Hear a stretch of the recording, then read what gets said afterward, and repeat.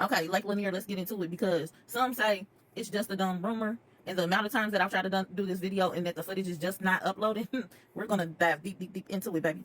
Because whether you believe it's fact or fiction, you got to believe the survivors, right? Now, Lake Lanier was a small town called Oscarville. Oscarville was predominantly black, and until the riot took it out, it was starving.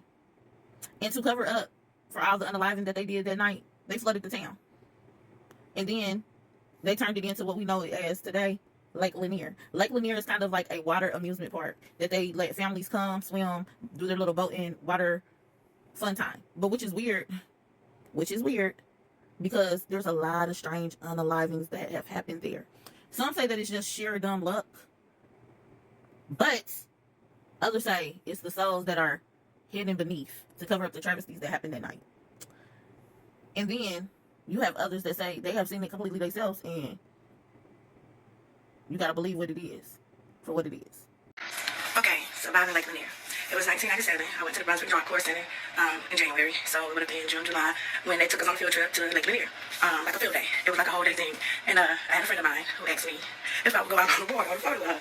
Now, mind you, she's from Tennessee. I'm from Florida. I'm from the beach, okay? So I told her, yeah, I'll go out there with her and Sammy Dredd. But he had to assure me that he could swim, which he did. She couldn't swim either, but we both did go out there trusting that if something happened, that he had us, okay? So we go out on the float, we having a good time, you know, we out there sneaking and burning one, we having a great time, and then all of a sudden, this dude that me and Twin, we call him the Demon, because every time we smoked with him, which was maybe 2 times before this particular day, he started looking like a demon after we smoked, so we started calling him Demon. So he came out there who was like, you know, don't play, because we can't swim. So he was like, you know, okay, whatever. Went under the water, and said he was about to swim away, went underneath the float, and came under the float and knocked both of us off the float. Now, this is where it gets weird. Not weird, but this is where it really goes down. Okay, so I go underneath the water, and I can't tell you exactly what my thoughts were as I was falling off of the float into the water. But the moment my face, my head went under the water, there was not a feeling of, or a thought of, oh my God, I'm drowning. It was like instantly, wow, it's trees down here. It is freaking trees under here. And then I heard a voice. Plain as day, it sounded just like me. And it said, Chastity, you're under the water. And I said to myself, of course not out of my mouth because I was under the water, not like this, Lord. In that moment, I heard instructions, which were to take my hands, do them like this, and do the action of maybe of flying. So I did that with both my hands, and I out of the water. When I came out of the water, I yelled while looking around, my feet won't touch the ground, and boosh, whew, excuse me, y'all, back under the water.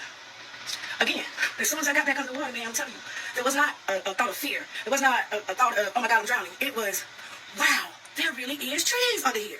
And then in that moment, I can tell you, all I can tell you is somebody picked me up out the water and walked me to the shore.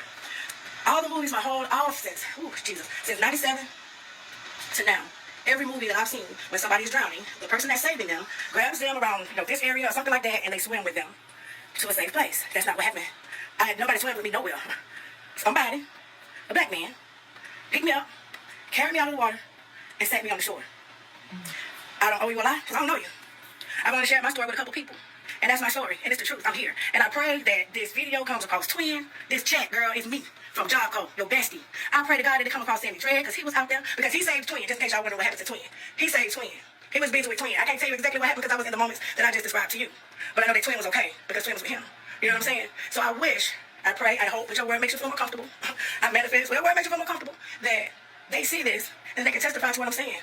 Nobody swam to me out of the water. A black man carried me to the shore and sat me on the shore. And in that moment, I'm the reason why we had to stop the field trip, because all the fellas that was around, when I saw Demon, I said, hey, that's him, he tried to drown me. Yeah. And they all got on his ass, his behind, his buttocks. Yeah, so we had to pack up and we had to go back. That was because of me. Anybody that was at Lake Lanier in 1997 that was in Brunswick, Job Corps, that remember the rumble on the side of the lake, you ain't gonna remember me drowning, because you weren't out there. If by chance you was the person who got me to the shore, you ain't swim me there, stand up and say something. Because it's a real story, true to life, and I know you can feel it, because it's the truth. Ain't no lie, ain't nothing I just said. So, hey, thank you for listening to me share a little piece of my life. If you want to hear more, I got so many stories to tell you of how God saved me. I definitely got to get me. But I'm still here. Yup. Love y'all. Now, what's so crazy is I tried for 30 minutes to upload that video. It's crazy. I tried for 30 minutes and it finally went through. So I hope. But it's crazy. People have went underwater and seen all type of things. Not to mention, the amount of times people have been electrocuted in that water, and it supposedly doesn't have any electricity near it. And I find it funny how she said there is trees under there, because there are still trees, tops of buildings. It's like the whole city is still intact. But anywho, back to what I'm saying. So Netflix decided to do a documentary, and she was one of the ones in it. Hold on. That's why it's about to lake for this very moment right here. Once I hit the water, once my head went underwater, I heard a voice say to me, "Chastity, you're under the water." I don't know why I was saved that day. It was for every good angel, whether it's an angel from Oscarville, or if it was just one of my ancestors, or just an angel that God sent. September 8th, 1912. This county was cleansed of all black people. Then because of a lie, it was taken away, it was stolen away, you know what I mean? And destroyed. I'm not ever gonna call it Lake Lanier again. It will always be Oscarville out of my mouth. But I think we should come as a people just to pay homage to our people. Because why are we afraid? I didn't pass away. I got saved.